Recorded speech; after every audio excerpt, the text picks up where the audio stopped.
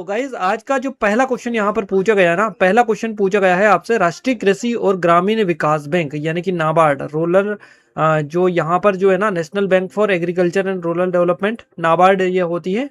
नाबार्ड का full form भी आपको याद रखना है। तो इसका यही पूछा है कि ये कब स्टेब्लिश्ड हुई थी, यानी कि इसकी स्थापना किस वर्ष हुई थी। 1982 आपका करेक्ट आंसर हो जाएगा। 1982 में नाबार्ड की स्थापना हुई थी।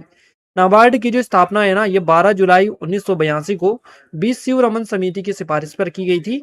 और ये जो है ना, ये 1981 का नाबार्ड अधिनियम है, इसको लागू करने के लिए बनाया गया था। तो ये जो बैंक बनाया गया था नाबार्ड अधिनियम 1981 को लागू करने के लिए बनाया गया था। एक और चीज आपको याद रखनी चाहिए, इसने आरबीआई के कृषि ऋण विभाग एसडी और ग्रामीण योजना व ऋण प्रकोष्ठ को जो है ना प्रतिस्थापित कर दिया है। ये नाबार्ड नहीं किया था। इसका उद्देश्य क्या है, उद्देश्य भी आपको पता होना चाहिए। कृषि और ग्रामीण क्षेत्रों में ऋण प्रवाह को सुगम बनाना नाबार्ड का मुख्य उद्देश्य है। तो ये सारी नाबार्ड के बारे में आपको चीजें पता होनी चाहिए। अगला क्वेश्चन है, किस गुप्त शासक ने लिच्छवी राजकुमारी कुमार देवी से विवाह किया था। तो ये किया था चंद्रगुप्त प्रथम ने। आपको पता होगा चंद्रगुप्त प्रथम के बारे में हम काफी बार आपको बता चुके हैं। तो लिच्छवी की राजकुमारी थी कुमार देवी इनका नाम है, इससे इन्होंने विवाह किया था चंद्रगुप्त प्रथम ने। इस विवाह के माध्यम से गुप्त वंश की राजनीतिक जो स्थिति थी और प्रतिष्ठा थी, ये काफी मजबूत हुई थी। विवाह के बाद में चंद्रगुप्त प्रथम ने महाराजाधिराज की जो उपाधि थी ये भी धारण की थी। और इस ऐतिहासिक घटना की स्मृति में ही उन्होंने राजा और रानी प्रकार के सोने के सिक्के भी जारी करवाए थे। तो ये विवाह जो है ना, ये साम्राज्य के विस्तार में एक महत्वपूर्ण मोड़ एज ए माना जाता है। आपको पता होना चाहिए इसके बारे में जो डिटेल है वो। ये जो इंपॉर्टेंट बुलेट पॉइंट्स है वो आपको अच्छे से देख लेना है, क्योंकि ये जो बुलेट पॉइंट्स है ना सारे एडुकेटिव के लेटेस्ट पैटर्न के अकॉर्डिंग हमने आपको प्रोवाइड करवाए हैं। क्लियर है? तो सारे अच्छे से देख लीजिएगा आप सारे के सारे पॉइंट। और ये सारे हमने एज ए एडुकेटिव की जो लेटेस्ट वाली ई बुक है उसमें हमने सारे 22 टॉपिक्स ऐसे कवर करके रखे हैं, जिसमें आपको सारे कवर करवा रखे हैं। तो आप जरूर से डिस्क्रिप्शन में लिंक के विजिट कर सकते हैं। नेक्स्ट क्वेश्चन है, नाटी भारत के किस राज्य का एक प्रमुख लोक नृत्य है। तो ये हिमाचल प्रदेश का है नाटी। ये शादियों त्योहार और मेलों के शुभ अवसरों पर किया जाता है। इसमें जो होता है ना, नर्तक पारंपरिक परिधान पहनकर घेरे यानी कि सर्कल में नाचते हैं बेसिकली। और इसके कई क्षेत्रीय प्रकार भी है, जैसे कि कुल्लू नाटी, सिरमौरी नाटी, किन्नौरी नाटी, इस टाइप से कई इसके टाइप्स हैं। और हिमाचल प्रदेश की जो सांस्कृतिक पहचान है इसका एक अभिन्न हिस्सा ये माना जाता है। नेक्स्ट है, भारतीय संविधान के किस भाग में राजभाषा ऑफिशियल लैंग्वेज संबंधित प्रावधान है। तो ये भाग 17 आपका पार्ट 17 करेक्ट आंसर हो जाएगा। अनुच्छेद 343 से 351 तक विस्तृत वर्णन देखने को मिलता है। इसमें राजभाषा हिंदी और लिपि जो है ना देवनागरी का वर्णन है। संविधान के अनुसार संघ की जो भाषा रहेगी हिंदी रहेगी और राजभाषा रहेगी, यानी कि संघ की राजभाषा हिंदी और लिपि देवनागरी है। 8वीं अनुसूची में वर्तमान में 22 मान्यता प्राप्त भाषाएं शामिल है। भारत में प्रतिवर्ष 14 सितंबर को हिंदी दिवस मनाया जाता है। नेक्स्ट क्वेश्चन पूछा गया है आपका, आत्मसम्मान आंदोलन की शुरुआत किसने की थी।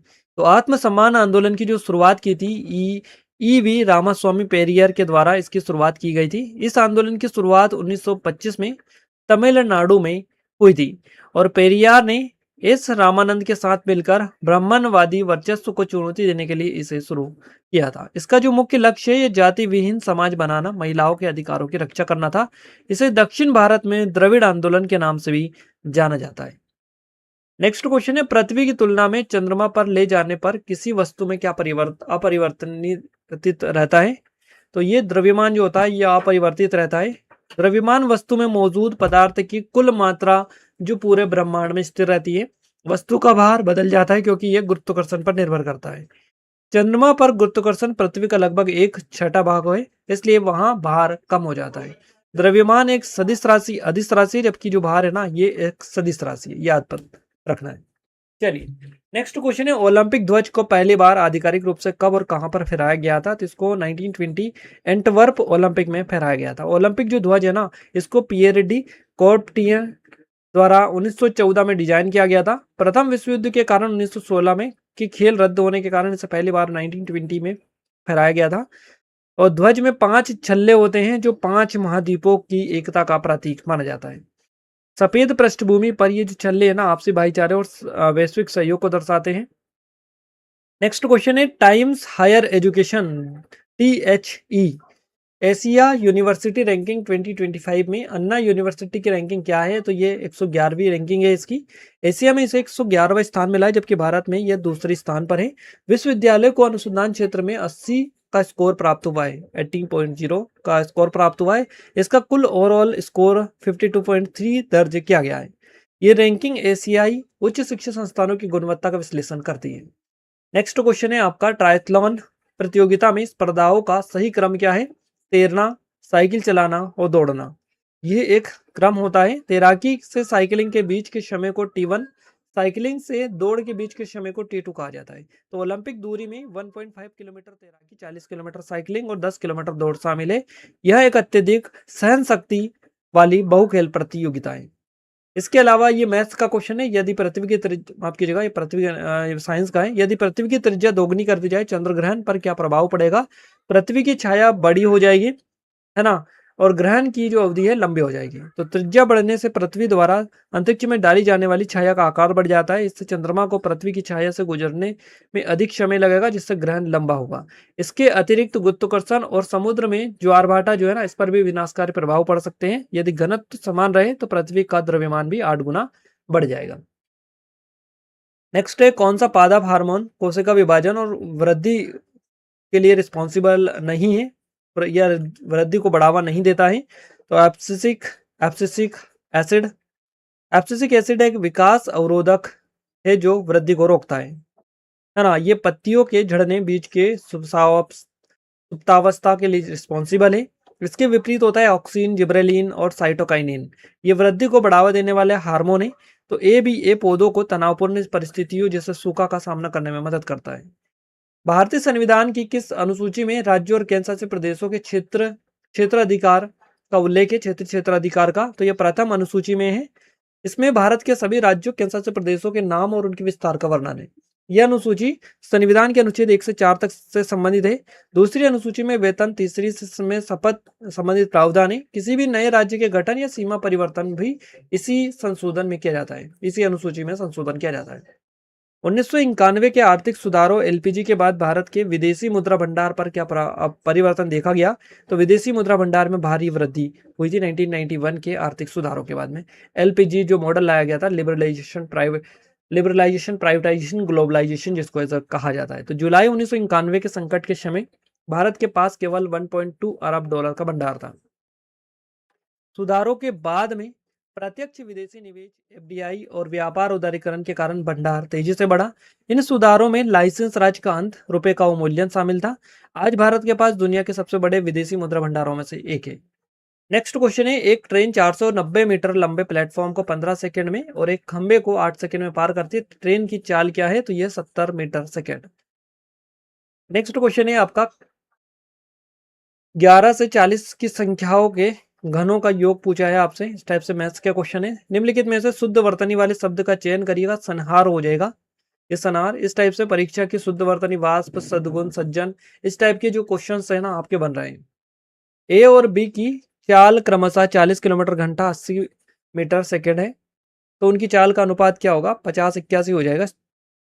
देख लीजिएगा थोड़ा सा और आप, है ना, एग्जैक्ट ऑप्शन हमें नहीं मिले थे। यदि किसी लीप वर्ष में 1 फरवरी को रविवार है तो मार्च महीने में कितने शुक्रवार और शनिवार आएंगे? तो 4 शुक्रवार, 5 शनिवार आएंगे। नेक्स्ट क्वेश्चन है हमारा, ए एक काम को 6 दिनों में, बी 4 दिनों में करता है या कर सकता है। यदि वे मिलकर काम करते हैं तो कुल 5400 रुपए कमाते हैं। तो उनकी मजदूरी क्या होगी, है ना? तो यहीं से निकाल लेना है आपको, रेशियो निकाल लेना है ना। 5400 का ये निकाल लेना है, किसका भी निकालना है आपको, है ना, और ये मल्टीपल कर दीजिएगा आप।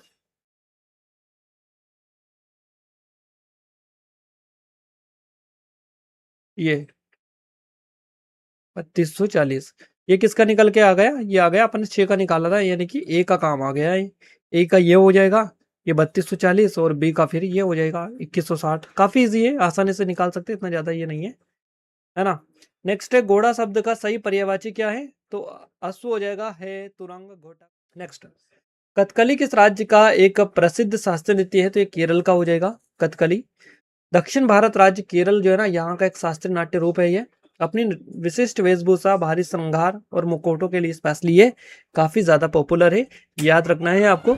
कबड्डी के खेल में हु तू तू शब्द का जो प्रयोग है मुख्य रूप से किस क्षेत्र में किया जाता है? तो ये पश्चिमी और दक्षिण भारत जो है ना, यहाँ पर किया जाता है। कबड्डी के क्षेत्र में ये किया जाता है। देखिए मैं आपको बता दूं, कबड्डी को भारत के अलग अलग हिस्सों में चेड्डू है ना, चेडू गुड्डू दक्षिण में, हुतुतुतु पश्चिम और दक्षिण में, इन नामों से जाना जाता है, तो आपको याद रखना है। अगला क्वेश्चन है, महिला कबड्डी के में खेल का पहला हाफ कितने समय का होता है? तो ये 15 मिनट का होता है। महिला कबड्डी में खेल का पहला हाफ जो होता है ये 15 मिनट का होता है। महिला कबड्डी प्रतियोगिता में प्रत्येक हाफ की अवधि 15 मिनट निर्धारित होती है। दोनों हाफ के बीच 5 मिनट का इंटरवल दिया जाता है, अंतराल दिया जाता है। पुरुषों की कबड्डी में यह होती 20 मिनट प्रति हाफ होती है। भारतीय संविधान का कौन सा अनुच्छेद राजभाषा आयोग? तो अनुच्छेद 343 करेक्ट आंसर इसके लिए हो जाएगा। और भाग 17 आपसे अगर भाग पूछा जाए तो इसके अनुसार संघ की जो राजभाषा है ये हिंदी और लिपि देवनागरी है।